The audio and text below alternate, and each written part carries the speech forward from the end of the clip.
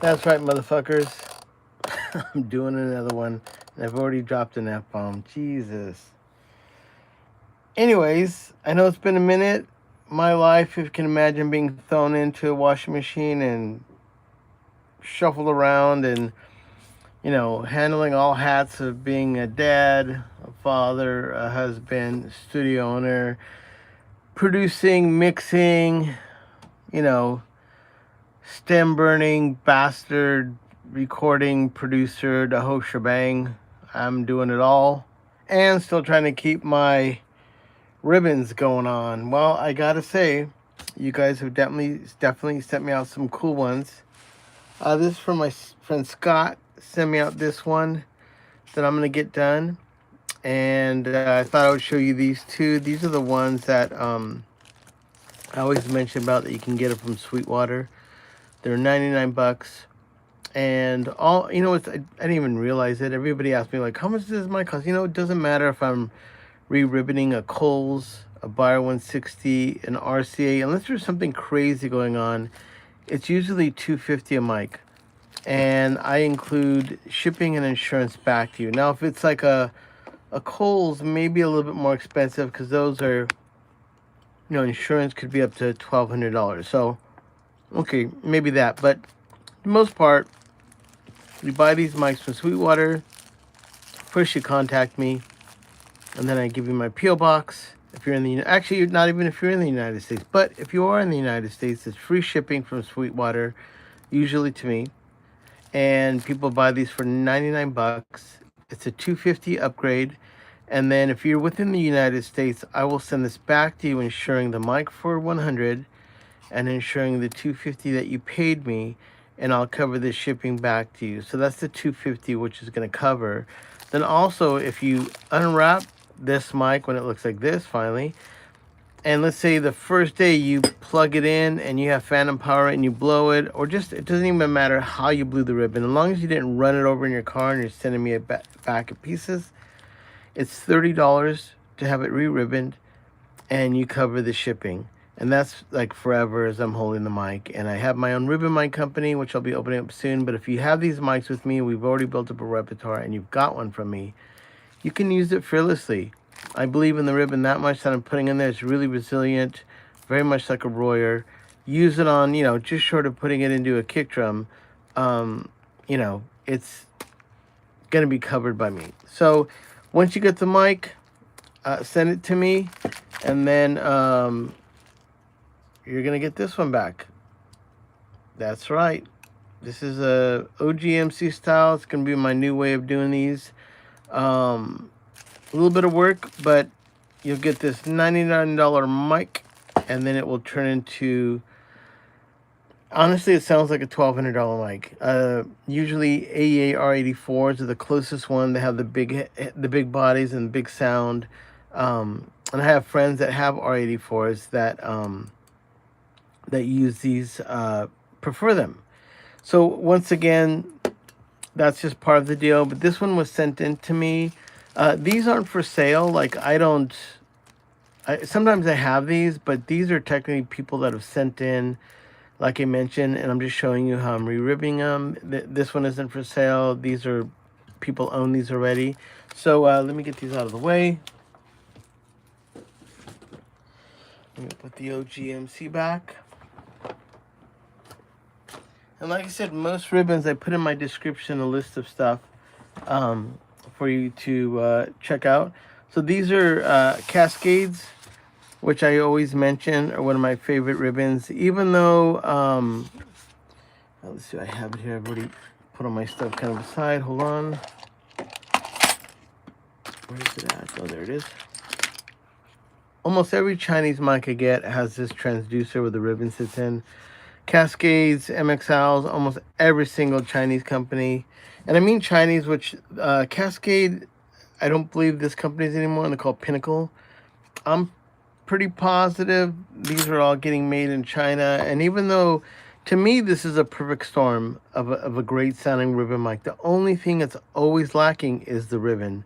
And that's the difference of why these cost a few $100 to $1,400, $1,500, $4,500 for not bigger brands, but just, higher quality ribbons are definitely in the work of the ribbon. Royer, AEA, Cole, you know, buyers. Those are wicked ribbon departments, and I don't know why. As good as the Chinese are for making and machining things, like when I say about that now, I think there's a little bit of stigma. People say, "Well, it's made in China." Now, I have my own ribbon mic I'm making, and I'm making it all in Southern California. I know it's crazy. It's way more expensive, but in doing that process of building my own mic, I've come to appreciate the work that's done. Like this grill, really difficult to get done to be made in the U.S. I know something as silly as that. You'll have to take a mortgage out on your house. It'll cost so much money, but the Chinese are just geared up. The body, if this was a brass body, all these things of this mic, everything about it is cheaper in China. But obviously, you cannot get this made in LA anymore. So I'm going to say probably a lot of the companies that we love that are American companies are getting their parts from overseas companies. I know one of my favorite other mics is Bee's Knees, and I'm not sure which companies, but I know when I go to NAM that people are, buying some capsules and, transformers from Bee's Knees and stuff like that. Our transformer, hopefully, if fingers crossed, is going to be made in Southern California with one of the greatest, what I would consider one of the greatest, I don't even, like, I don't want to say the company's name, but like one of the greatest companies that just makes some of the greatest gear. And we're speaking with them, and it looks like we're going to get our transformers made in Southern California. The mics can be made in Southern California. And this is my own ribbon. Oh, shit. I got to yawn at it. It's still fucking early. It's 6:30. Jesus. All right. You know what that means.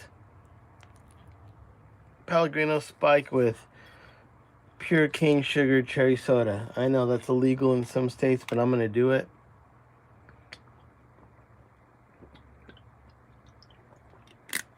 Holy smokes, that's great.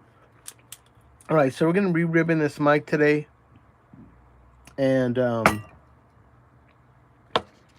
I will say this. If you want to support the channel, you can like it and subscribe. Also, if you want to become a member, if you don't even want to do any of that, you can buy me a cup of coffee. In the description below it, there's a thanks icon. You can buy Manny a cup of coffee.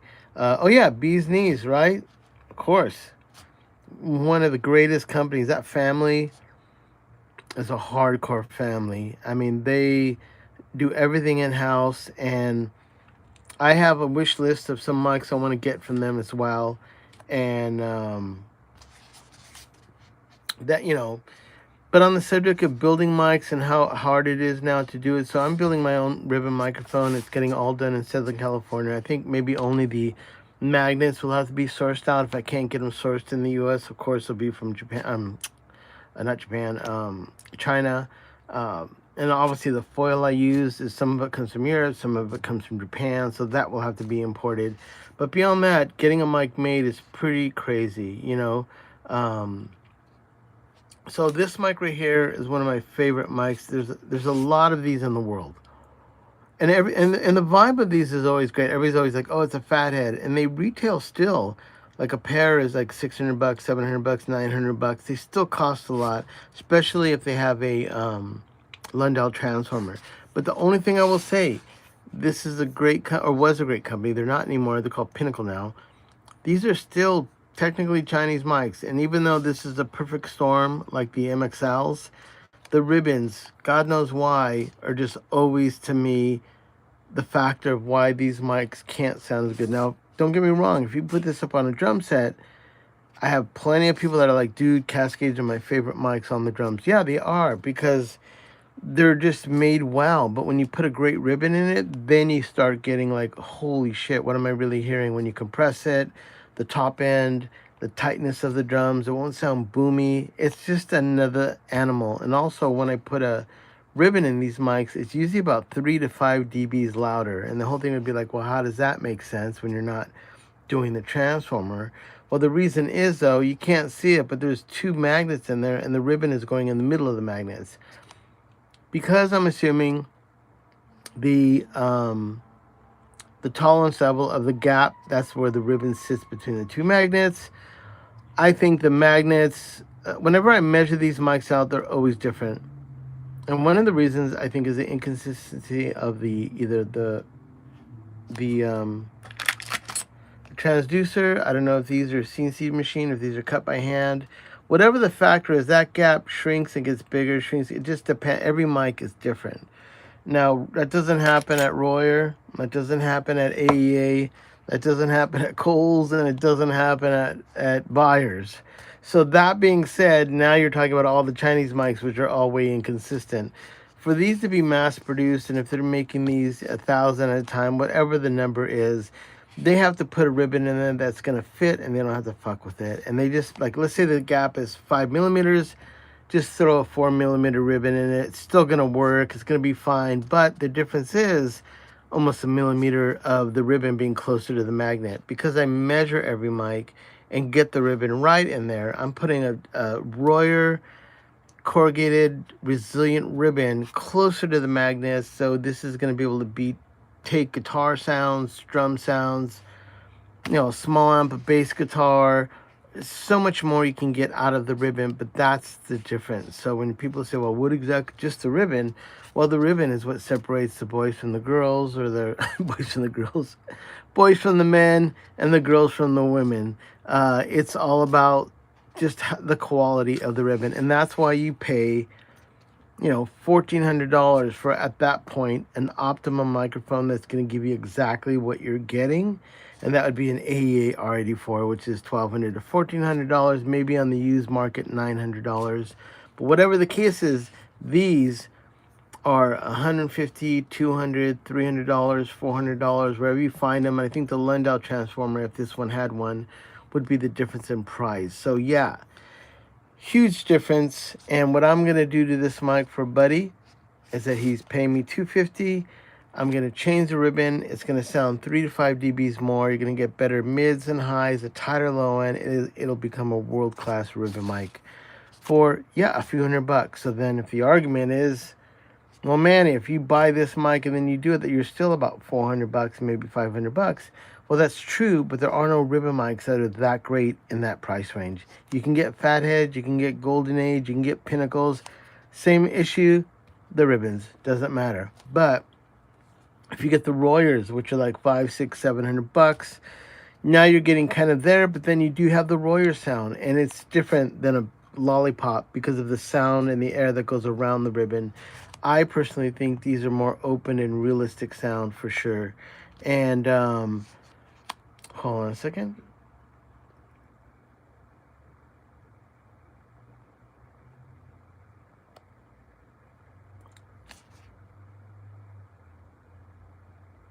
Just a little something in there. I don't know. People leave weird messages. I never know. I never know what's going on in here. But anyways, let's get to this. I've been talking. I haven't been live in a minute, but I have a lot to do, even in my world as a producer. And I'm trying to get all this done as best as possible so everyone's happy. And thanks to you all, I do have a good... I think I'll have a good run coming up with some really cool videos of microphones getting re-ribboned.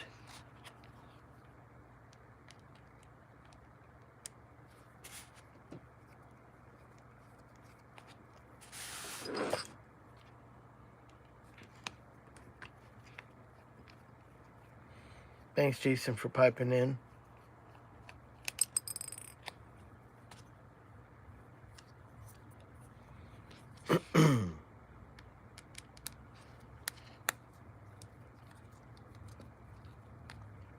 So the way this works is like, I started doing these ribbon mics just it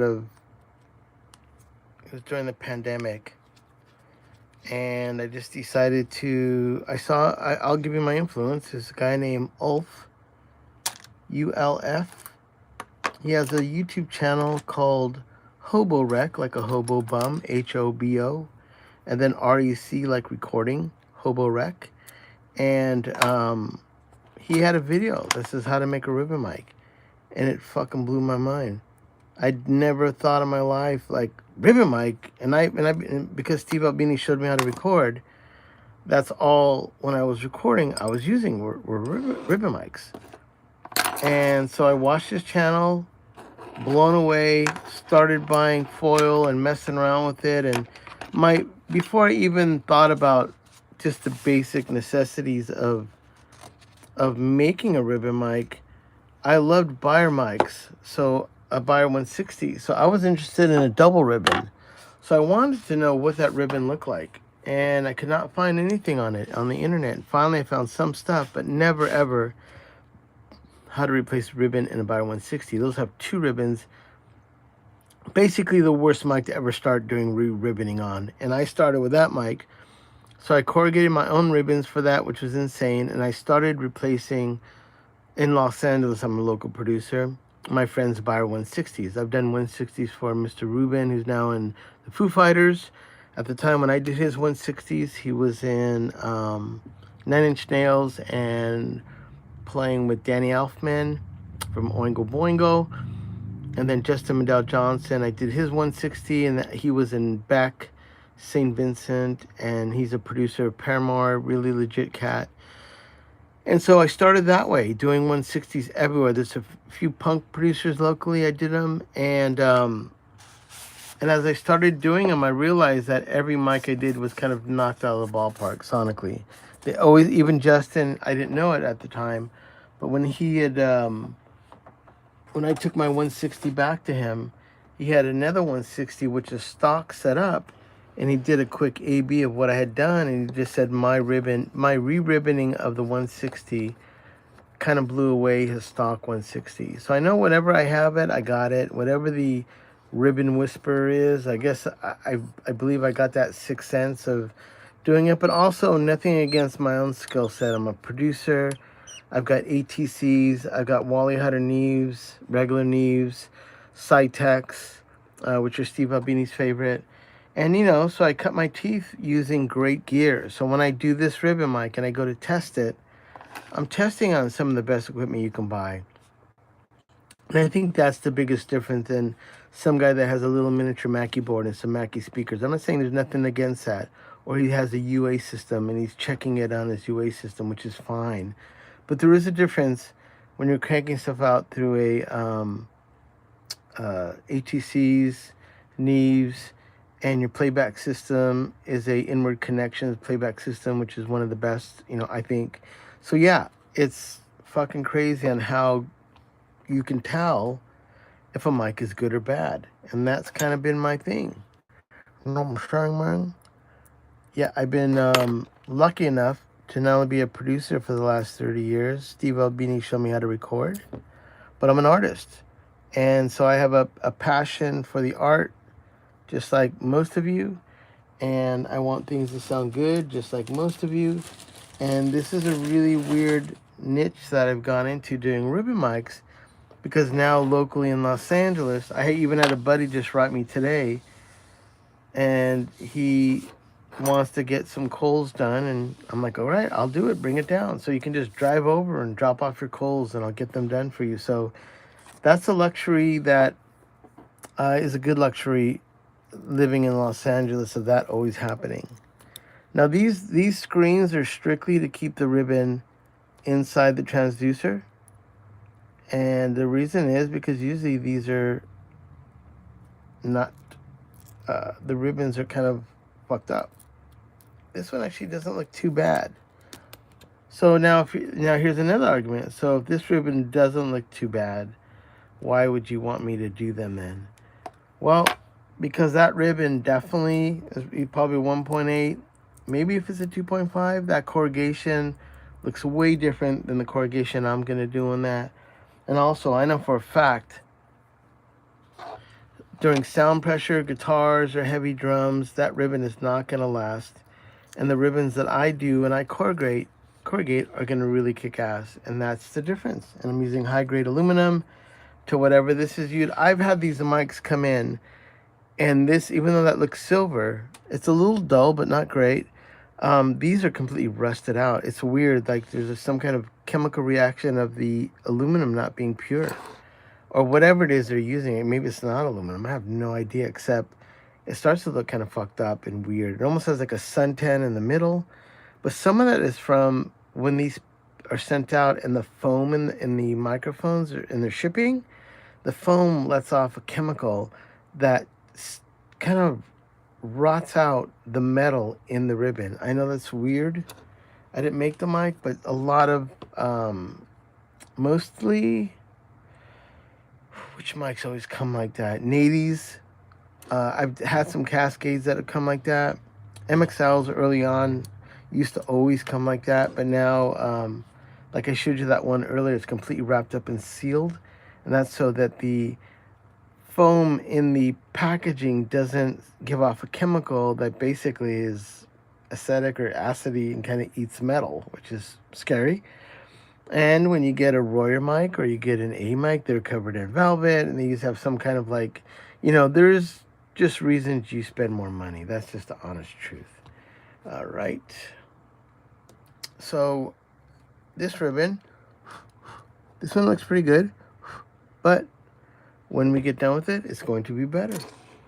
I know that sounds a little arrogant on my end, but that is the truth. Now, before I do that, when you guys saw me remove this screen, that tape was okay, but I'm going to say half the times I open these up, those start to come up and that screen becomes loose and bounces around in there. It's the same on the other side of this, so I'm going to undo this and retape the back of this microphone. You don't have to do that, but because my buddy wants this mic to be killer, I don't want him to send it back to me and say, oh, hey, there's something flopping around in there, and I regret not doing both screens. Let's see. Huddle Studio. Hey, Manny, how would you compare these Fatheads to MXL 144s after you've upgraded them? I'll be honest with you, man. They're really, really super close. The reason I like Fatheads is because they have an open basket. And the same thing with MXLs, man. They have almost the same width in this, so they're very similar. The only thing I really will say, I love this is just a beautiful mic, and it looks killer. That's really the difference. Sonically, man, I will say these have kind of a tighter sound. MXLs are just fucking huge. So it's not that these can't be. These just have a different, tighter mids and highs. MXL, once I get done with them, have tighter mids and highs, but the low end is super sweet and elongated. And I think that's a little bit because of the wiring. That's a short distance of wiring that goes to the transformer in here. The MXL has probably 3, 4, 5, 6 inches of wiring, and that adds a little bit to the low end. And I think that would be something of a difference to why that mic would sound a little bit heavier. So between the two, tomato, what I do like about the MXL is that you can buy them for 99 bucks. That's it. It's hard to find these for 99 bucks. You're going to find these for like, hey, Johnny, what's up? You're going to find these for, anywhere between 150, 200, for a pair for 400, 500, 700, whatever someone feels the value of these ones are, they still go for quite a lot. And the truth is, no one gives a fuck about MXLs except if you're hearing me talk about it. I care about them because I think as a producer, it's the perfect storm of a microphone. I have not one gripe about that mic, except I wish all my producer friends that were not so snobby would get them. What's up, Brazil? Alton, thank you for watching, man. I did a band, Haido Kuru, which sang in Portuguese, which is interesting because that was what Brazilian people sing. And beautiful. My friend Mario C., who recorded the Beastie Boys, he's always going down to Brazil, and I think he's from there initially. So nothing but love. And then also because I was an MMA guy, of course, all my favorite fighters were Brazilian. Anderson Silva, Jesus Christ. I mean, you just go down the list of all the Brazilian greatness of fighters down there. It's a fighting country. Someone's from Brazil, I'm not fucking with them. There's a good chance they'll be able to kick your ass. That's what I say. Hold on a second. I'm gonna replace this. I don't want to break this. Take it out of there.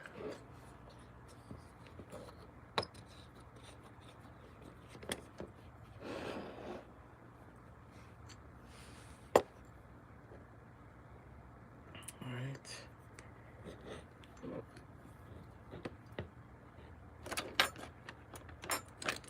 So that tape, after a while, will kind of get just goopy. I guess it probably depends on the weather of where your city is located, but after a while, this tape will be no good, and it'll be a problem. Oh shit, as I stabbed my hand. I knew I was gonna do that.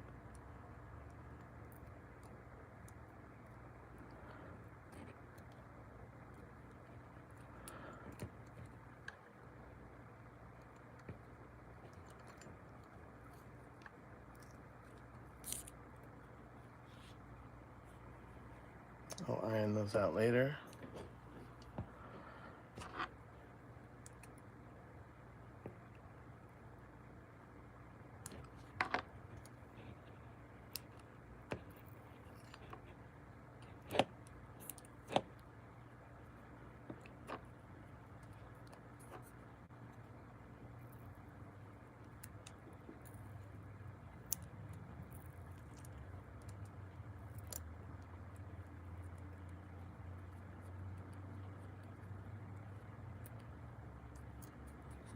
As I say, this tape sucks. It's just sticking on my finger. Got a good batch. Should always think about before I start talking shit about tape.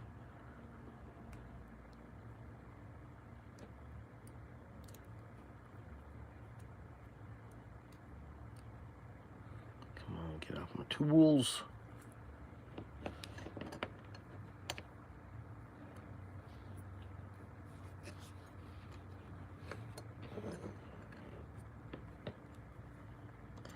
Yeah, that's the biggest thing. I've done so many of these that usually when I get these, that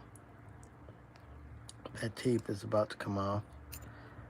This one seems to be pretty good. Once again, they don't make these anymore. So as far as its lifestyle, origin, how old this is, I have no idea, except I do think these are great donor bodies for, you know, making your mic sound awesome.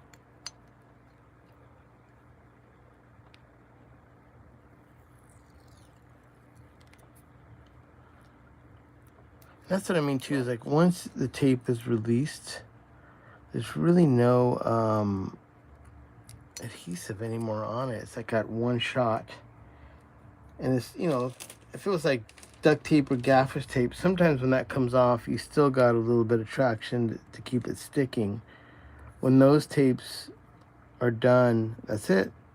There is no more, nothing. What's up, Johnny? Let's see, my food truck meal. Honestly, if you live in Los Angeles, there's a truck called Taco Zone, which is in Echo Park, Silver Lake. They make a Manny burrito named after me, if you can believe that. And that's actually my favorite burrito. They already had it before they named it after me, but when I would go there with bands as I was making records with them, and I've been going there since maybe early 2000s, the bands I would order, it was owned by family. The mom used to be there and the daughters, but now they've all kind of, I think they have a bunch of trucks now. And the mom doesn't do it anymore. She's retired. But when I went there, it'd be two daughters, usually be working the register, and then the mom would be in the back. Or the mom would be working the register, and the two daughters were cooking. And I'd go up and I would say, oh, let me have Suadero extra crispy, which is kind of like tri-tip. To me, it tastes like tri-tip. It's beef. It's like beef ribs. I said, let me have some Suadero extra crispy beans, rice, and cheese. And since they knew me, the mom would yell to the sister, oh, Manny's here, Manny burrito, and then they would make it. So I'd have four people behind me that'd be in the band I'm producing, and they go, oh, let me have one too. And she goes, okay, 4 Manny burritos. So everybody gets their Manny burritos. Then after they eat it, they're like, fuck, this is so good. The band would go back there without me, and they wouldn't know what it was I ordered, and they would say, "Oh, we came in with Manny," and she goes, "Oh, okay, Manny burrito, one Manny burrito." So then one time I came in, and she says they sold about 20 Manny burritos the week before, and I'm like, "Okay, that's about 4 bands, that came back." But that's how the Suadero truck Taco Zone what if you look even on Google Maps, you'll see Taco Zone where it is. Great. I mean, I love them, but I was going there all the time, and nothing against Mexican food. Eating that kind of Mexican food is really rich, really kind of, probably cooked in real lard. It's not a good idea for your health all the time. So I eat there sometimes, and then now it's like, I would say I go there about once a month. All right, you know what time it is? Time for a drink. I know it's gross to drink, but what can I do?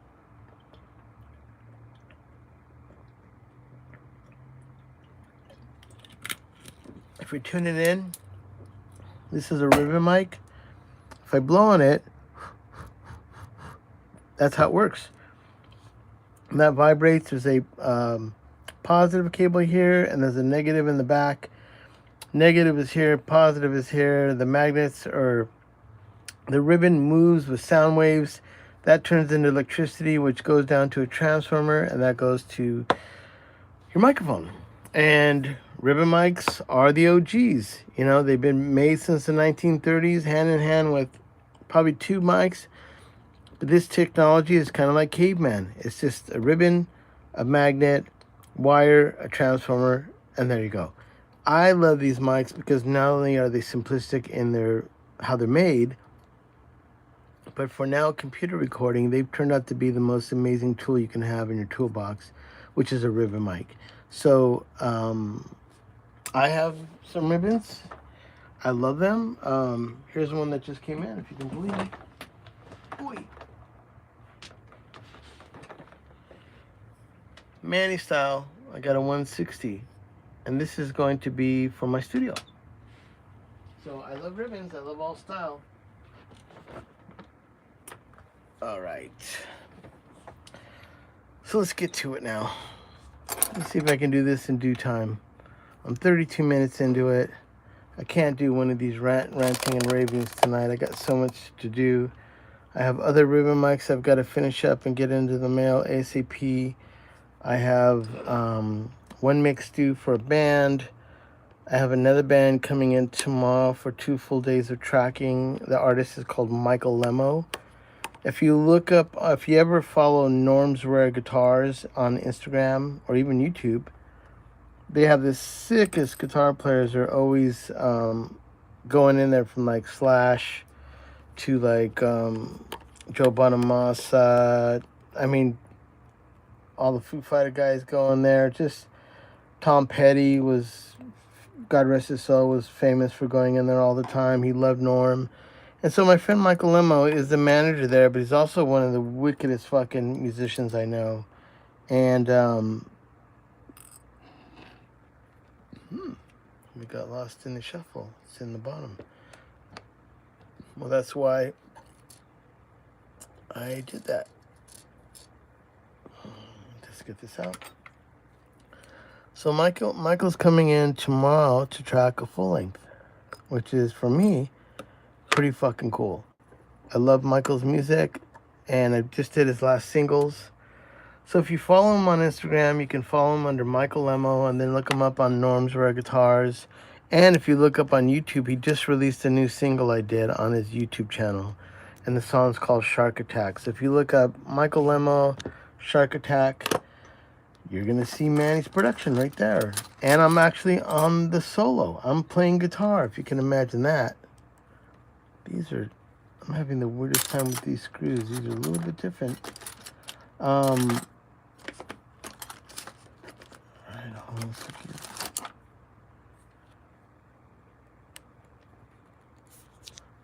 There it goes.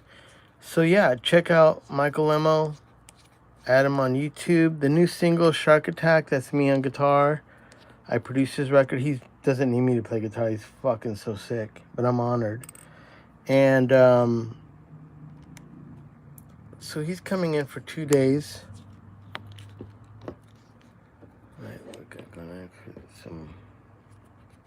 He's coming in for 2 days for tracking basic tracks, and then wow, that is difficult. Get a screwdriver here. We've got one.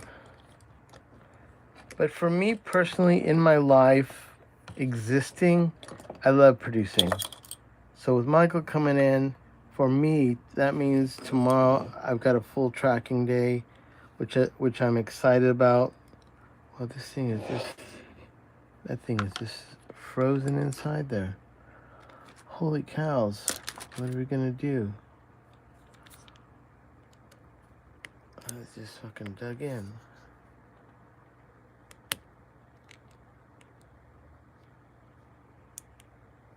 Alright, that's not gonna do it.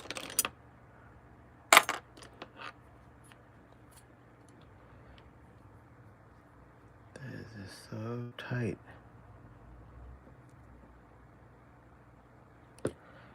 It's not moving.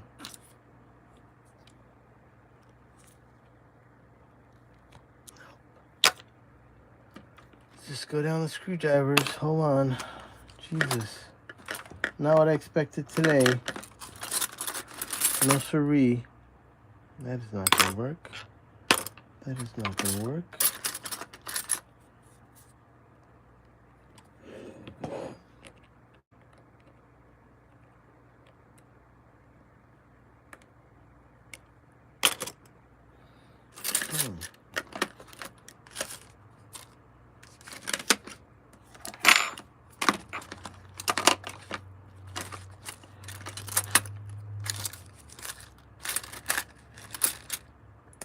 Interesting. This is a little bit of a dilemma. If I have an issue with this, I will have to drill that out, which is not part of my game today. I'm not going to do it. Right, that's out. That's out.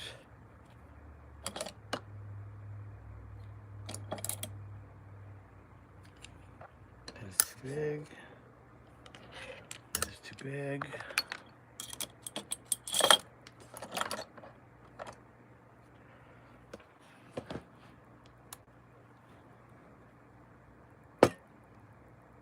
Nope.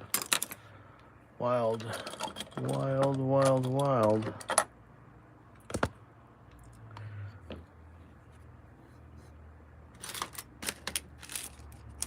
Sorry about this. It's been a long time since I had a screw that was just nearly impossible to turn.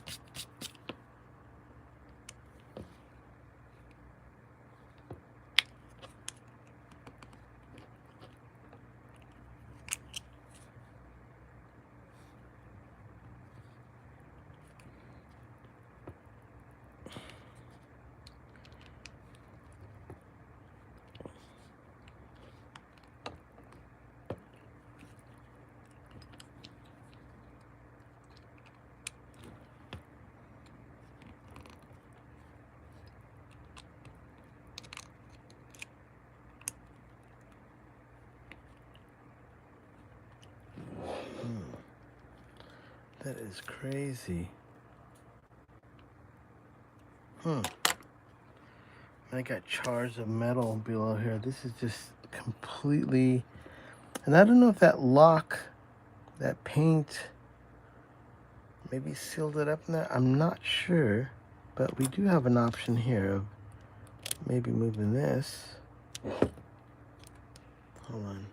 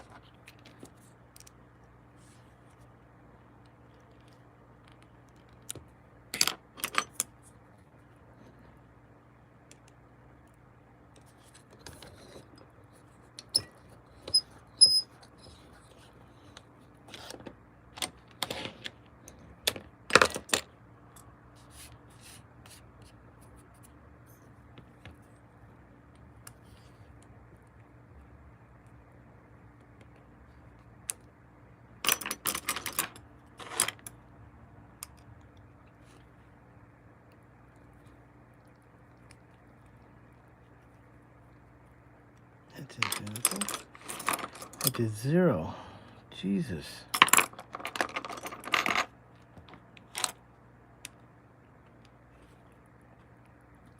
There it goes. Woo! That was tough. Weird. All right. Well, that was a little bit of work. Not that was terrible work. It was just interesting. Well, this screw is going to be labeled as pretty much impossible to use again. So here's the ribbon that was inside. It's a little bit tore up. Used to look a lot nicer. Feels like about 1.8 probably. Alright. Give me 1 second here.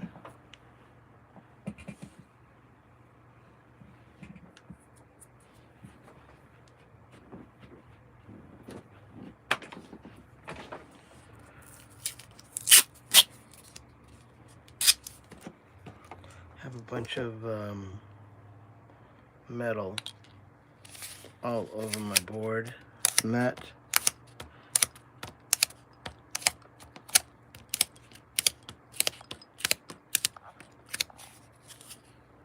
See that all over it.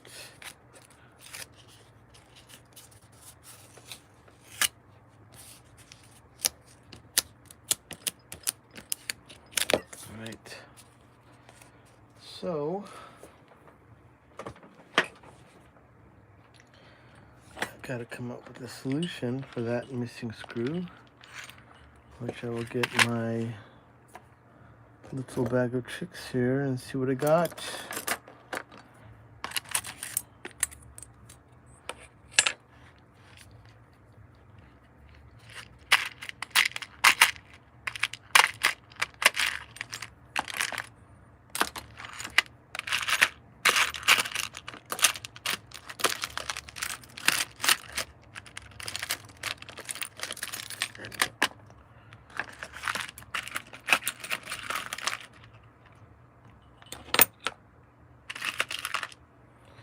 Sorry, boring time. What can I do? What can I do? Well, that looks like a candidate right there. Looks exactly like the one I need. All right, let's add that one. Let me make sure that one could have been wore out too. Maybe this is a reoccurring thing. That doesn't look too good. Hold on.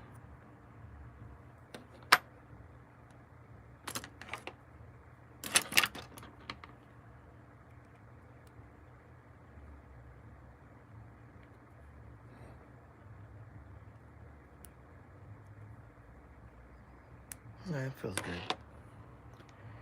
We'll add that one to the pool, and let's take this one out and put it in the trash. No good.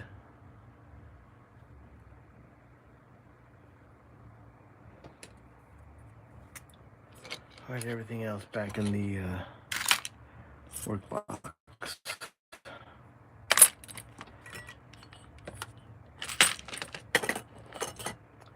Sorry about that. A little bit of a sidetracked. I did not expect that screw to be a problem. And like I said, it's not like no mic has never not been done here. I would have done it. I just probably would have had to drill it out if I could not get anything else to make that work. And now I pulled out every one of my Fathead screwdrivers, which are not my favorite. And now I need to put them aside and make sure that I've got my favorites out so I can have access to them. Holy moly. Holy macaroni. So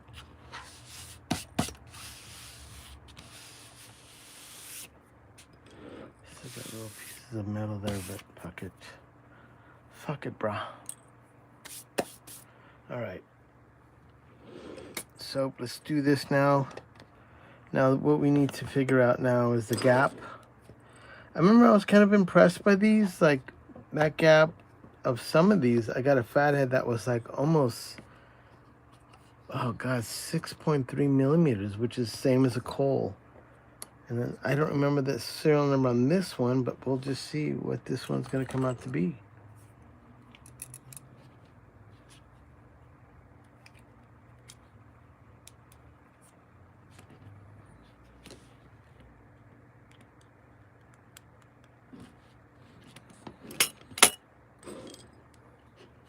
This is a Fathead Cascade ribbon mic.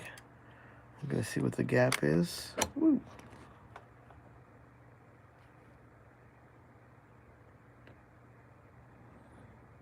So it's shorter.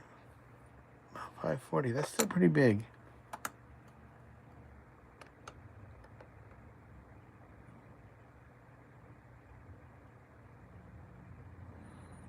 So 532.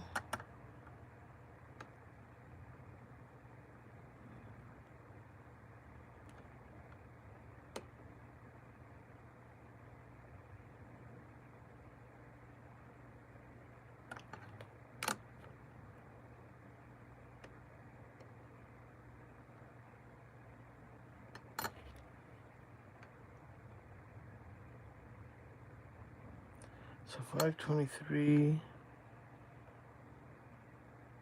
530. All right. Well, they're always uneven, so that's about right. Sounds normal. But I am shocked that this other. I did some fatheads that were like almost 6.5 millimeters. So 520, 530 millimeters. That is what we're gonna cut our ribbon gap to fit in there to be. Oh man, thanks for checking it out, Johnny. I appreciate it.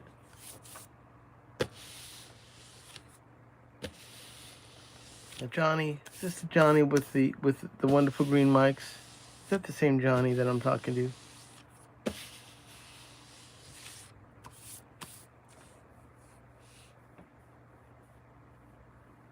Well, that was that one right here. I'll show it to you. At the beginning of the show, I had two of them. One's ready to go, and I've got one more testing of the other one, and then I'll get those out to you. I did one live here. If you want to look back to one of the other live episodes, I believe I did film it. But I didn't tell you about the color. But there you go. You know, cat's out of the bag. Okay, so let's see.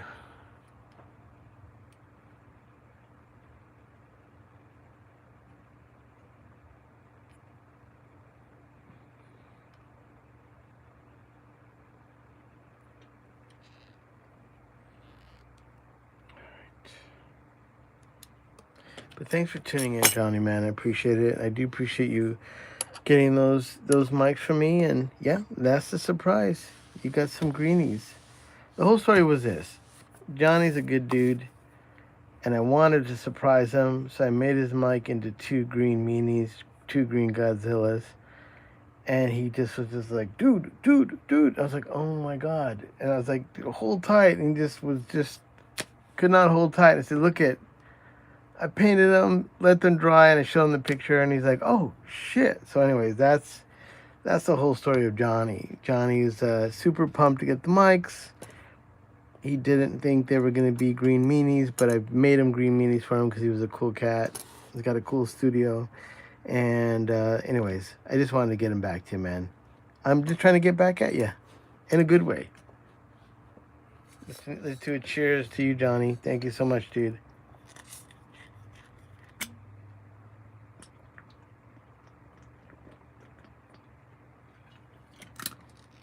God damn, that's good. Woo! Okay, so now we have to cut our ribbon. So I'm going to put this to the side.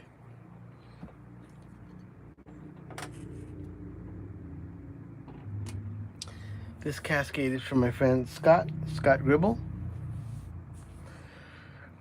He's from KS, I'm assuming, Kansas City. This going on. Ooh.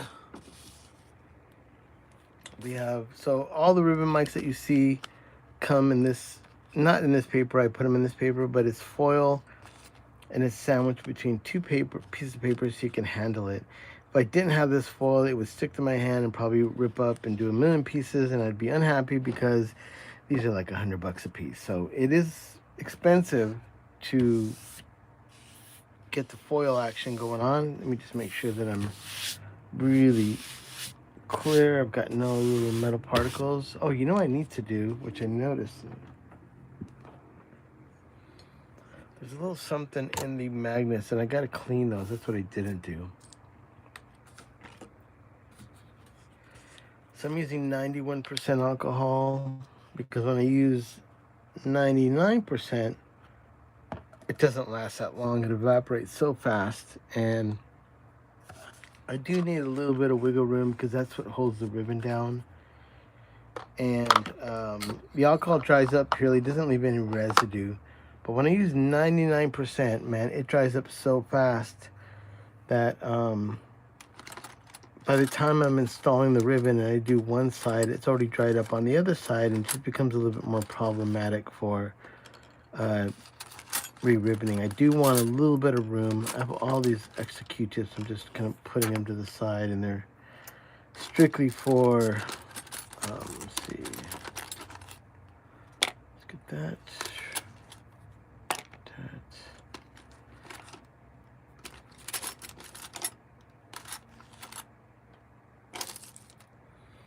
All right, Shannon, what's up? It's been a long time, my brother.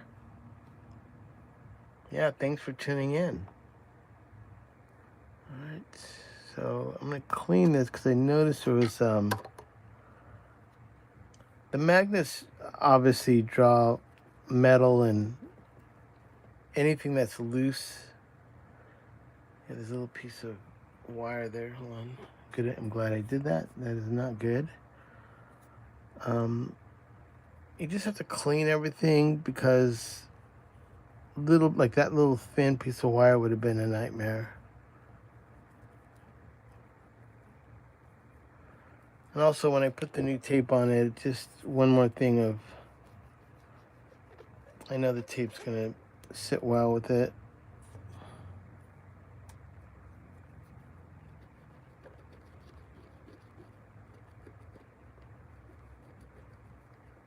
And I do want this to last. You know, I want the Scott who's getting this mic, I want him to be able to use it for a few years and not have any issues with the screen coming up. And these are all the things that happens even with buyers. Buyers are a lot of money. And all the time, not all the time, let's say I get 10 buyers, at least about 3 or 4 of them, there's a little plastic piece in there that covers the ribbon. Those always come loose. The tape, for whatever reason, I'm not sure why, the tape they use dries up super fast and so it becomes useless, and this little top part that covers the ribbon gets loose, and you shake your mic and you hear this popping sound, or you don't know what's going on, but it's just basically that coming up. But usually when that happens, the glue that was holding that top down gets all over the ribbon, so it's almost unavoidable that you would not have to replace the ribbon, but that's what happens most of the time. All right, so we're gonna place this ribbon, make sure that's clean. Oh no, it's still got a little something in there.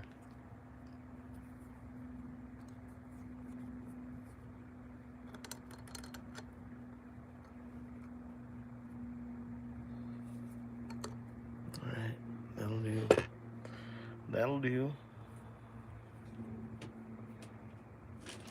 And like I said, if you really want to help out, you can buy me a cup of coffee in the thanks section, which is in the description. You can add me, you can subscribe, and also you can become a member. It's crazy to say, I have 6 members. I know them all. But I will be making some content and sharing some things about my new microphone.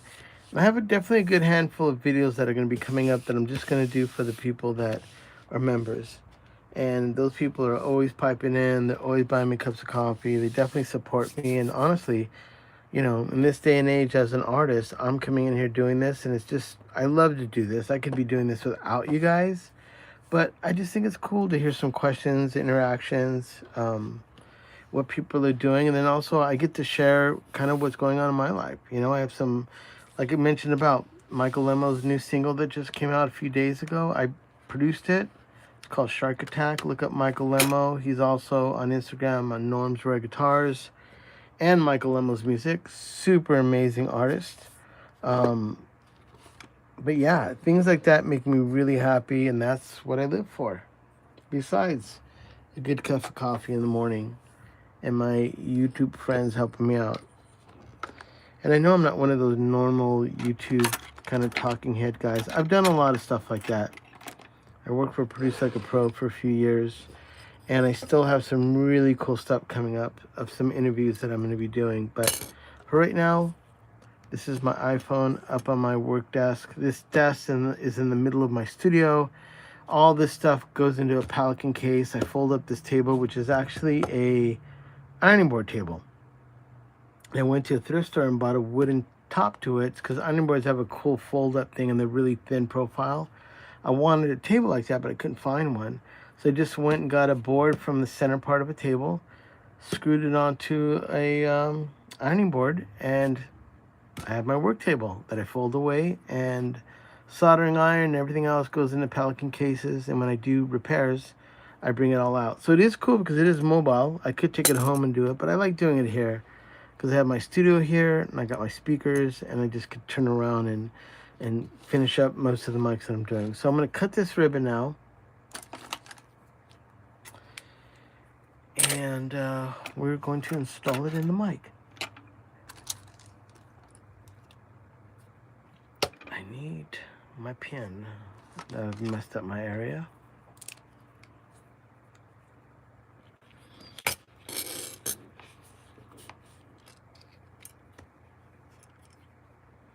And hopefully these are kind of tutorial enough where if you were thinking about doing this, I'm not one to discourage you, and I'm not trying to say that what I'm doing you can't do. I have a certain skill set that this has worked out perfect for me because I am a producer. I do have gear to test everything, and I'm pretty much a retard, obsessive. So when it came time to really learning about this, and because I'm a producer in Los Angeles, when I put the word out I was repairing ribbons, I had all these producers bring down super cool, rare ribbons. Like Jason from Granddaddy brought down a ribbon mic that he always uses. I want to say it was a 80. And I did that one. My friend owns Black Volt Amplification, Geo. He's a super sick motherfucker. He builds amps like Neil Young amps, and the guys from the Muse use them. He uses my mic, and like he's a local guy that just says, hey man, I have this mic, you want to do this? And I did them. Aaron Espinoza has Ship Studios, another cat. My friend Matt Mitchell, who's in Maynard's band, I think he produces Perfect Circle too, and he's in Pucifer, and he's a sick engineer. I did his Coles maybe about a month and a half ago before he went on tour with Maynard. So those are my friends. Those are people I know. And Dweezil Zappa, he has two of my mics that I've re-ribboned. He has one of the R144s, and then he has a BK5, which I've done as well. I've done Butch Vic's BK5s. He had over at Analoger, which is kind of like memorabilia company. There was like 6 Butch Vig BK5 ribbons, RCAs. Michael Beinhorn had 4, and I re-ribboned 2 Beinhorns, and I did 3 of the Butch Vigs. One sounded fucking amazing, and the other ones didn't. That's another thing. When I have friends that always talk about BK5s, and like, oh, I don't really like that mic. I'll be honest with you, those mics are fucking were made in the 50s and the 60s, and the ribbons are shot. You know, if you put a new ribbon in a BK5, holy fuck, man. What? And that's Black Hole Sun. The guitars are BK5s. The bass guitar on Soundgarden's record is a BK5 ribbon mic on a bass guitar, whatever that guy was using. I think it was an Ampeg stack. So, yeah, man. I mean, ribbon mics, Black Hole Sun, Levy Breaks, John Bonham's drums, Steve Albini's Jack White sings into Coles on the vocals, running into an amp. He uses Coles for the drums. Ringo Starr uses Coles. I mean, ribbon mics are badass, and they're legendary. But there is a, you know, when I first started recording, I didn't buy a Beyer mic for a long time because they were so expensive at the time, and I would hear stories about when they blow, they're almost impossible to repair. So that was one of the coolest things about what I do, because now I can fix my 160s all day. And I've just got another one. I'm stoked. I haven't tested it yet, but I'm going to test it out, and if it doesn't sound that good, I'm going to re-ribbon it. So there you go, mine. All right, so I got that going.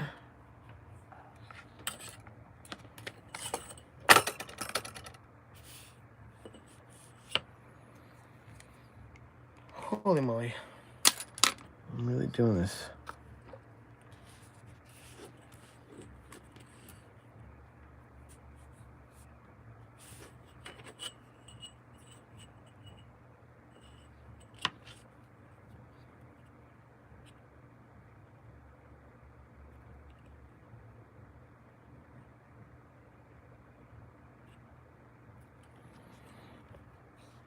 Now I'm lucky. Most of the time I always joke around and say it's just one and done. Which means if I had a ribbon in my company, which I do, I know for a fact my gap inconsistency isn't going to be a problem. They're going to be exact every time. So if I had my company and it was my own design, I could basically cut 100 of the ribbons, and every single time they're going to fit in. Because I do these custom mics where I don't have the option of cutting a bunch of ribbons ahead of time. Even for MXLs, they're always different, the gap, even for 80s. And this foil is so expensive, I can't even cut a bunch of different ones to see which ones would fit. So I measure each one to make sure I got it. And usually when I say one and done, is I usually cut one ribbon and it works. Only Kohl's are just a fucking nightmare.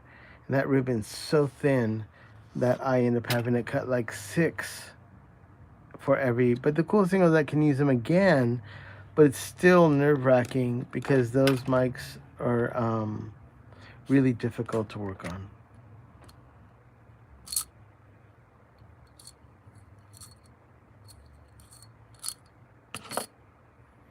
And now, Johnny, that you mentioned about taco trucks, I'm feeling like Taco Zone tonight. All right, so let's do this. I don't like the way that feels. Let me see, how do I make doing it like that? I like that.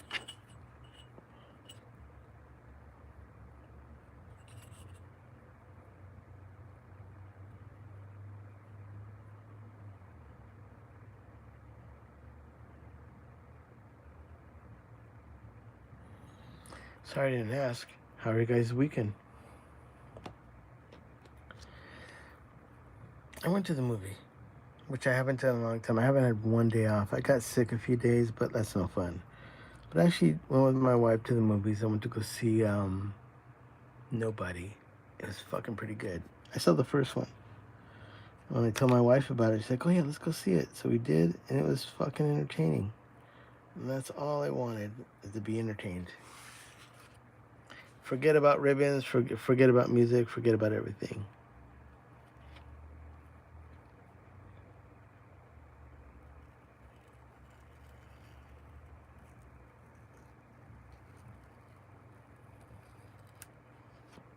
All right. Holy moly.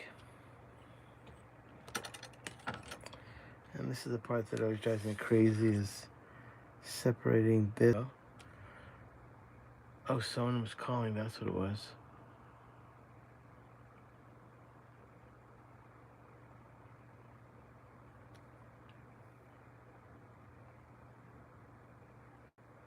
I don't know who that was. Hold on a second. And it kind of threw my YouTube and do a little bit of a spin. Is everyone still there?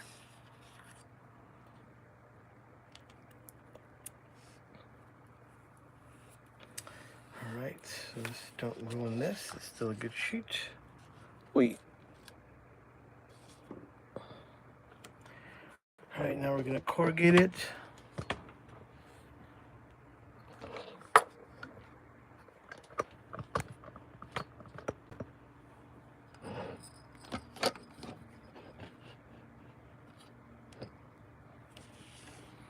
Let me cut this paper out of this. I gotta get the razor blade and cut the bottom and then remove the 2 sheets, which is always makes me feel like I'm gonna ruin it.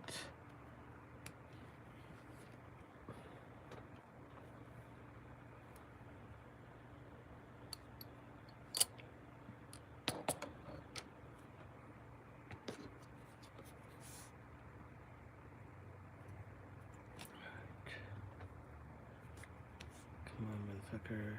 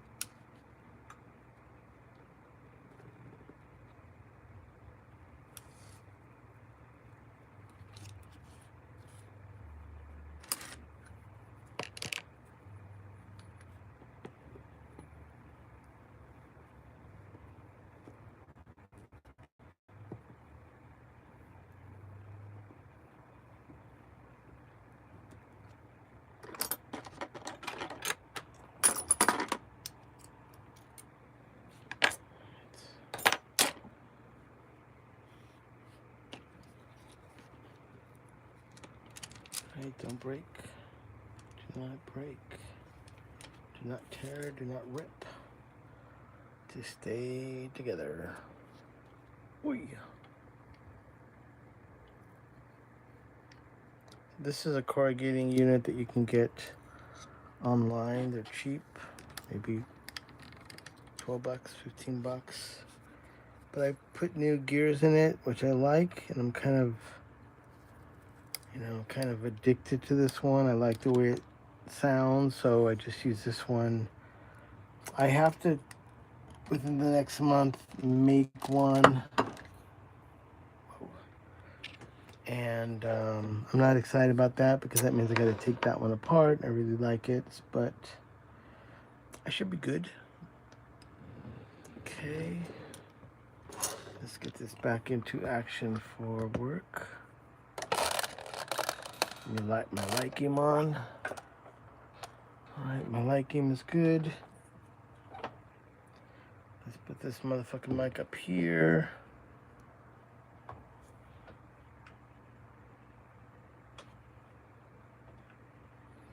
This is for Scott Gribble. I don't think he's on my YouTube world, but I think he is.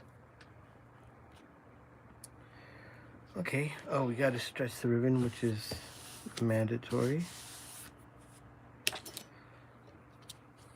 And once again, I think that is the only issue for the Chinese mics, is they don't stretch the ribbons before they install them. So when they travel across the ocean and the waves are bouncing, they arrive fully stretched out and they don't go back. So when I do this, this releases the tension in the mic and the ribbons. And when they go back to their original form, they're better. So let's do this one.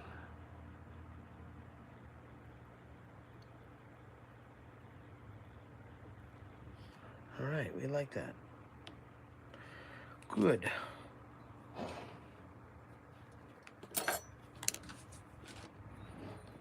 Okay, now here comes the fun part.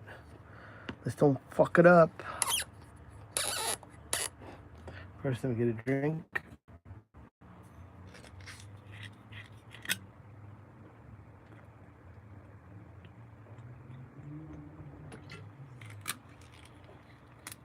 Oh boy. All right, let me get my brain on. Let's do this. This is always the nerve-wracking part. And even though I've done a bunch of these, it's never fucking, it always makes me go, holy fuck, why did you go live? Because there's no room to fuck up. If I fuck up, I fuck up in front of all of you. If I do it by myself, I can tell you guys, oh, I'm so badass. But you've seen these. I've had some crazy shit happen when I'm been re-ribboning, but I always get it done. It always fucking happens because I have at least the confidence to know that this will get done eventually. Okay. Come on, my ribbon is not fucking cooperating.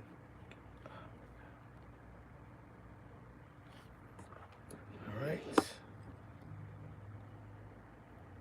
Oh, I didn't want it to do that. Fucking shit.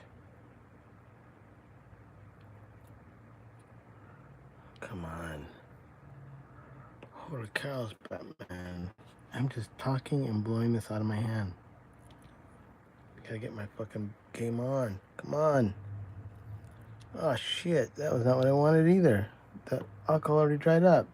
Shit. My schnizzle, my nizzle. I ain't even put any alcohol in there. There's not even enough. Hold it now.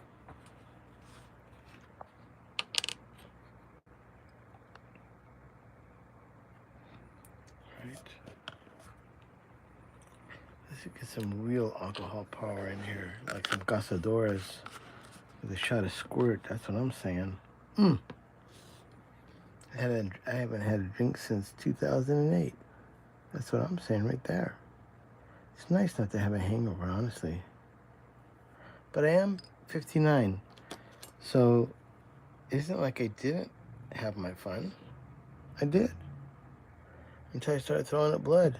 And then I realized, that's no fun. Oh, come on. Neither is that.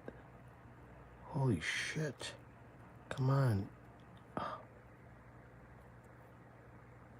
All right. Let's get this in order. No fucking around.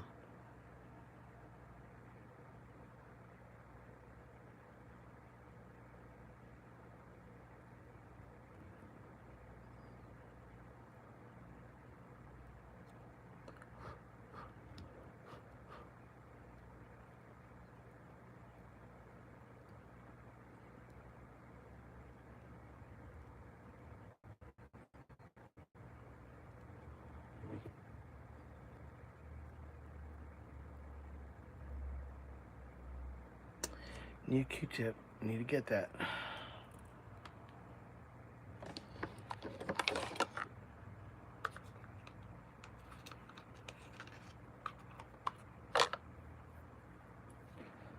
So that does look pretty good, but here's the nerve-wracking part. I gotta tension it. You gotta do it with a new Q-tip.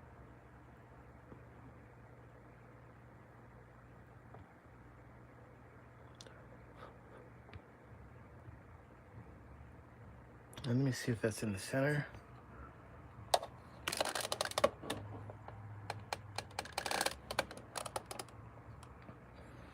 All right, the ribbon gods have looked kindly upon me at the moment. We'll see if they're looking at, have I been good or bad? And if my bad list is terrible, they're gonna fuck up this ribbon as I start to lay it in. So hopefully I've been good. Okay, so I'm gonna put the plastic brackets in first and then try to screw them in.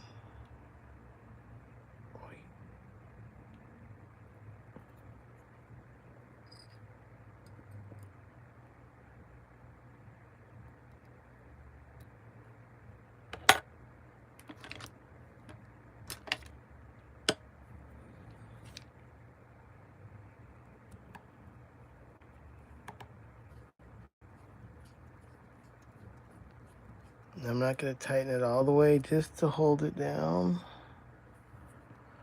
Then I got to do the other side.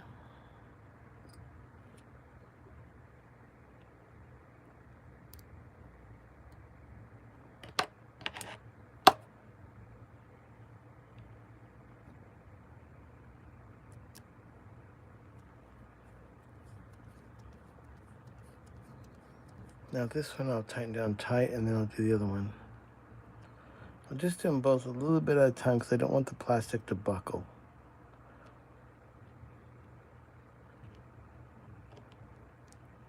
All right. Now I'm going to do the other side. I like the way that looks. Let me see if it moved.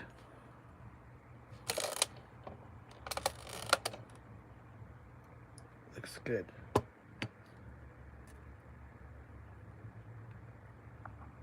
Okay.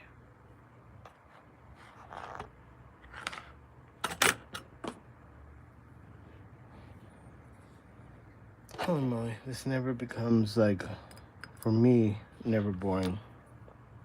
As soon as I'm bored doing this, something happens, like the screwdriver flies into the ribbon and it's fucked up.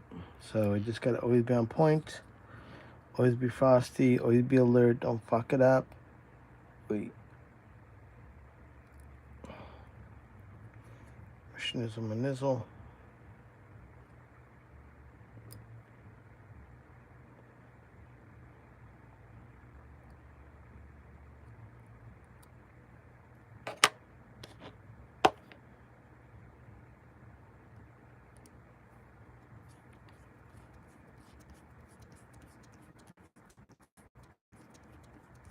That was the new screw. It's way longer than the normal one, but it'll do it. So put one in.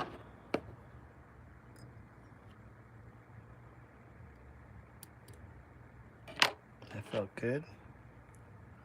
I put my finger there to hold the screwdriver away from flying into the magnets and fucking up my whole deal. So now I'm going to tighten this down and then do the other one and then start tightening them both down.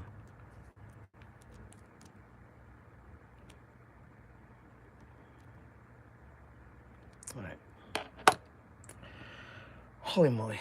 So here comes the scary part. Removing this foil is always scary because if I don't have that tight, that ribbon gets ruined. Oh, thank you. Thank you, ribbon gods. I'm glad you didn't get the memo about me being not good. I shouldn't say that. This one's gonna fuck me up. Watch. Oh, got it. Shit. Got it. I gotta get that piece. I got that too. Holy moly, I did it. All right. That is a beautiful ribbon. My corrugation is definitely better than the one that it came with. Probably has double the, you know, little teeth points of that other one. Closer to the magnets. More resilient. Better corrugation. Now I have to put these screens back on. I kind of fucked them up, but I have my little screen roller. Gonna flatten them again. That'll do that one. And I'll do the same one with this one, which is a little bit fucked up. All right. And these screens are not really for sound. They're just gonna hold the ribbons inside as they go forward and back with sound and sound bursts of drums or guitars. The ribbon has a tendency to hit and go outside of the magnets. We don't want that, so these screens that they install technically keep them in the magnets so they don't get outside the magnet and tear. Okay, gotta get I'm just using regular packing tape, which is a lot of the Chinese might come with that anyway, so I'm not doing anything special. There's nothing crazy or no boutique. This is straight up yellow packing tape. And I love using it because it's pretty good. Doesn't stay sticky, and when I want these mics to have at least some longevity and not the glue of the tape to come undone, these really work well. Obviously for packaging, they gotta last. You gotta ship that shit.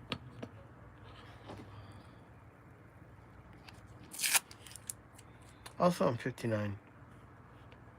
I know I talk like a fucking juvenile kid, but I don't know what to say about that. I think being a musician, an artist, and an entrepreneur my whole life just has me talk like a fucking crazy guy. What's up? Velocity Recording Studios. Hello.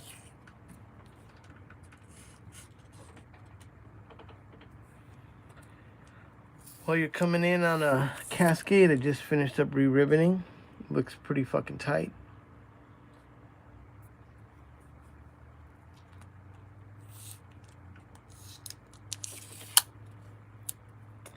Alright, so now I'm gonna cut these tapes. If you guys are around, I'm gonna go on to my Instagram. I'm gonna do one on Instagram. Still early enough. So if you guys are around, it'll be my OGMC Instagram, which is Original GravityWave Microphone Company. It's my ribbon mic. I got one mic to do there. It's a little bit of a mystery which mic it is. I don't know if someone who's watching, that'll be their mic, but we will see. But then I may come back later on tonight and do another one here. I know I got a lot to do, and I have a session coming up tomorrow, and I like to get up early and come in here and do a full drum setup so I'm prepared for the artist. So I think tonight, and I've already done a mix already from FM Barry, which came out pretty sick. I'm just trying to get it all done. And since I don't drink, I don't do drugs, and I have a simple life, I was able to come over here and get a lot done. The only thing I didn't get done was going to the post office, but I'll get that done in the day or so. I think as soon as I know my schedule after tomorrow, that'll definitely help me out. So let's get this last one cut. And I'm going to be taping in the screens. And I do thank everyone for tuning in. If you like what you see, you can add me, you can subscribe. If you really want to help me out, which makes an impact on my life, you can buy me a cup of coffee. in the description area. There's a little thank you icon below that or above it. And you actually can buy me a cup of coffee. If you want to become a member, I think it's just a monthly subscription. You're going to get to see some cool stuff. I haven't told anybody what it is yet, but when I show it, it's going to be like, holy fucking shit. That's right. It's going to be that good. So if you become a member, you'll be, so far there's 6, I have 6 members, and I know them all. Johnny's probably one, and, Mary and Paul and Chaz, they're all in on this. And they're my peeps that have done microphones with me. They all have fucking killer studios, so I'm not any better than anyone else, man. We're all breathe, live, learn. Even at 60, I'm still striving for making good recordings, and microphones are definitely my way into that world. The fact that I can do ribbons now, I'm pretty fucking blown away. I mean, honestly, I can't believe that I can get calls and buyers and redo them and give life to them, It's an ordeal now to get mics repaired, ribbon mics. The waiting time is sometimes 2 months, and I think they almost want you to be discouraged from it. They're like, yeah, it's going to cost you it's going to take you 8 weeks. And then, but a new mic is blah, blah, blah, blah. And you're almost like, fuck, man, I could just buy another mic instead of for the repairs, But sometimes mics have character. And if you have a certain ribbon mic that you love, even buyers, the magnets are different in some of the older buyers to the newer ones. I wouldn't throw away my older buyers.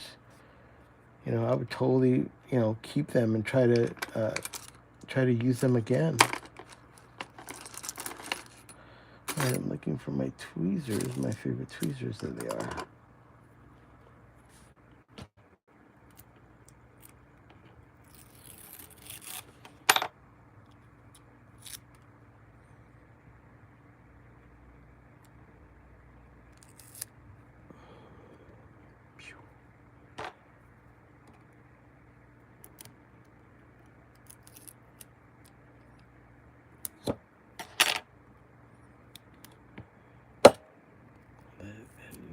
There. You are not stabilized.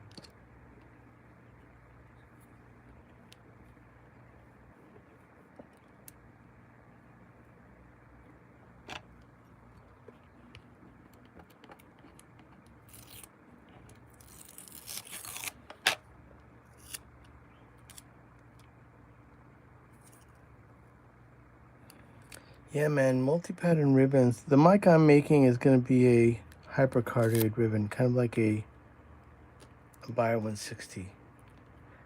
Most ribbons, all ribbons of the world are figure 8. How you process the back information is what makes a difference. Like 77s, which are really popular, like in Nashville, they're mechanical. They have a mechanical plate that comes behind the ribbon. Like if this is a 77, you'd have a plate that comes behind it, and the sound would go, then down the plate, and in this part of the body would be a sound chamber. So the sound goes through the front, down the plate, through about 3 feet of sound, and then either come up in the top or the bottom. I don't remember, but that adds a little bit of the directional, and also. You can make shotgun mics out of ribbons. RCA had a few rare ones, some Russian mics for shotgun mics. Insane on making that happen and the cancellation and how you do that. I have no idea, except that's insane. That's some other kind of fucking shit. So my microphone will have a sound chamber. I've already designed it. And it's going to be more of like what you would say a 77 or a Bayer or a BK5 or a Russian version of a BK5. You know what I'm saying, man?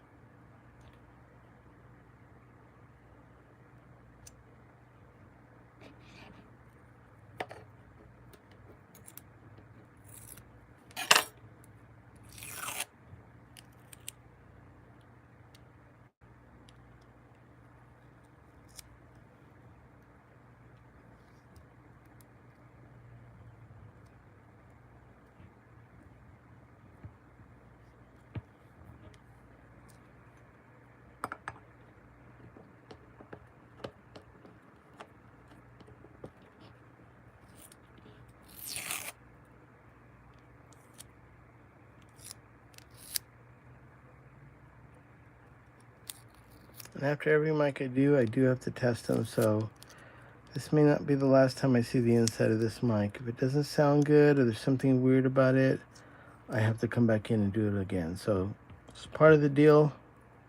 If you can't accept that, you shouldn't be doing ribbon mics, because even though this is one and done, I'm fucking grateful. If it doesn't sound good, I have to go back and do it. Thank you, man. Yeah, I'm really excited about this microphone I'm working on. If you look back to my very first video here, you're gonna hear my prototype. It's a double ribbon, like a Bayer 160. Sounds fucking incredible. But the shortcomings was the body was made out of some parts from Home Depot, and I had to learn a lot about sound, and like that's what came to really appreciate these big opened up lollipop mics. It has a lot to do with what happens around the ribbon. And I just think it's looked over. People put ribbons into smaller. If you're making a figure 8 and you make this into a smaller area, I don't think it sounds as big. Coals sound wonderful. They have a big open. Same with 44s, and you know, it's just, there's something different when you give the ribbon some space to breathe. They sound pretty fucking good, honestly. You know what I'm saying, man? You catch my drift? You capiche?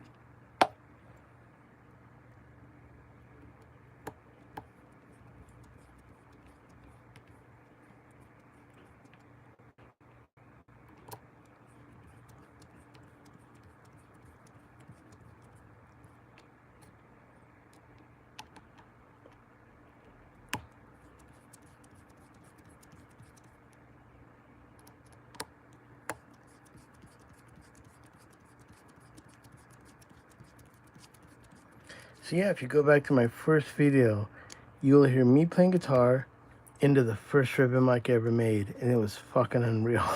That's when I was just like, maybe you're pretty good at this, Manny. But in all honesty, after I tested it on a loud Marshall, all my stuff you hear from the Chavez Ravine, which is the Manny's mic locker theme, that's me on guitar. Even when I went out to Steve Albini and did my first record with him, I play out of a little 5-watt, 10-watt solid-state bass amp. That's my guitar rig. It sounds fucking godly. So when I designed my first ribbon mic, unbeknownst to me on really all the factors that are in design, I played at a low volume and it sounded fucking incredible. But I was excited to then run out of a Marshall because I thought, oh, this is going to be great, man. I'm going to knock it out of the ballpark. And when I put it through a Marshall, the sound went, the piece of metal that I had used to put my mic in was massive. And I didn't know about foaming, deadening, sound, what happened. And when the sound hit the ribbon, it traveled through the whole mic kind of freely, and it just made it sound unusable. And that was my first time of going, holy fuck, how does Bayer do this? How does BK5 do this? And that's when I went on the search. And even though I had some buddies that were like, dude, we're going to make a mic, I said, we can't make a mic. I need to like really educate myself on ribbon mics. So that was about 5 years ago or more. And here I am today still working on the latest and greatest and the coolest ribbon mics, because every time I do these, I learn something else. And I just want to make sure that if I'm going to talk to walk and tell you, talk to talk, walk to walk, if I'm going to make a ribbon mic, definitely I got to know what the fuck I'm doing. Speaking of that, so I put these screws back in. Now this is locked in again. I've changed the screen on this side and the other side. I put a really wonderful ribbon inside that I still got to test it. And then now we're going to seal this up. And this is not mine. This is not for sale. This is a buddy of mine, Scott Gribble. He sent this to me. A real sweetheart. And I want to get this done for him. These only go on one way. Now, one other thing, too, I will check is these two little screws are always loose. This feels good. Good. Let's see how these are doing. Let me use another one. That's it.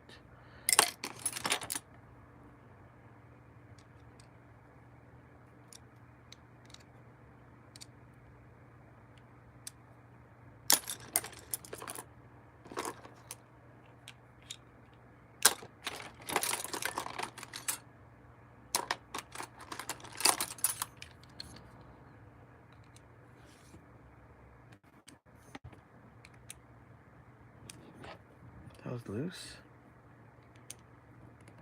Good. Loose. Good. A little loose.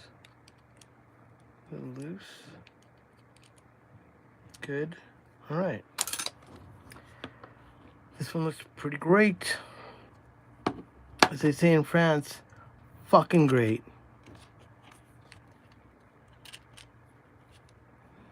All right, so we're going to put the screws back in.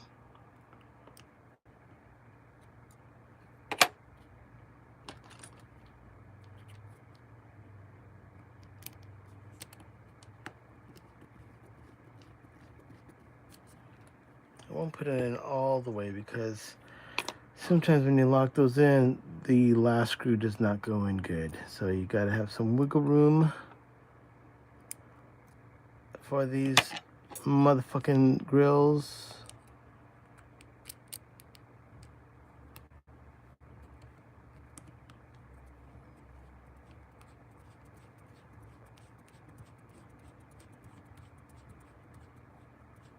Yeah, well, it basically was a dog's head. That was my first video. You know, and like I said, I was using it on my rig, which at the time when I built it, that was my test. I was like, this is fucking incredible. But as soon as I put it up on a loud rig, I realized then how important, you know, aerodynamics or this, everything around the ribbon. And that's when I started getting into other designs. I'm not going to name any because I know some of these companies. I know the people there. But I happen to be able to work on almost every ribbon from a modern ribbon company. And a lot of times I was like, what the fuck is this? Why are they even doing this? This sounds terrible. And so I don't want to talk shit about anyone, but like some of the mics are just kind of like Hail Marys. Like, I don't even know why. I mean, people love them. And for me, sonically and looking at them, they're a fucking wreck. And when I tested them, they didn't sound that good. So what do I know? It's just opinions. Everybody has one.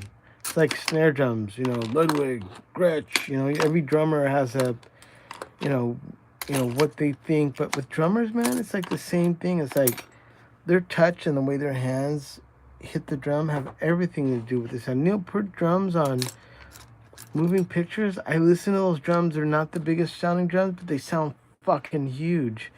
And it's just like, wow, is it the kick? Is it the snare? Is it like, what is that? Is it Neil Peart? You know what I mean? Like, same with John Bonham. So, everyone, let's see what I got here.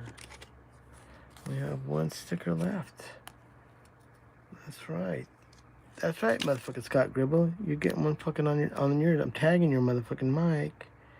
Tagging it. Tagging it. Whoop, whoop, whoop. All right. There it is. Done. Well, if you're interested in one of these mics, you can hit me up, get my information, get my PO box. I give the prices. It's $250 a mic. I end up thinking they were different all the time, and I realized that every mic for me is $250, and that it covers the insurance. So I cover the if this person sends this to me, I will send it back with the insurance of what I think the Cascade goes for, and then the assurance of the cost that he paid me to do this, which is $250, just in case it's damaged or lost in the mail. I've had it in my whole last 3-4 years. I've had 2 microphones destroyed in the mail, and that's been about it. So the record is good, but the insurance does help if that was ever to happen. So these are Fathead Cascades, super dope mics. I'm going to try to come back later on. We'll see how I feel, and maybe I'll see you guys about 10. But for right now, this is not mine, but if you're interested in any ribbon mics, even the MXLs, just write me, get my PO box, and I'll give you the process on getting these mics done. I will say that these mics sound like now anywhere between $700 to $800 to $1,200 to $1,400 ribbon mics because of the quality ribbon I put inside, and that is the factor. These are perfect storms of, I think, the way a ribbon mic can be built, and this head basket the way it can sound. So anyways, that's it. That's all she wrote. As they say in Las Vegas, I'm fucking out of here.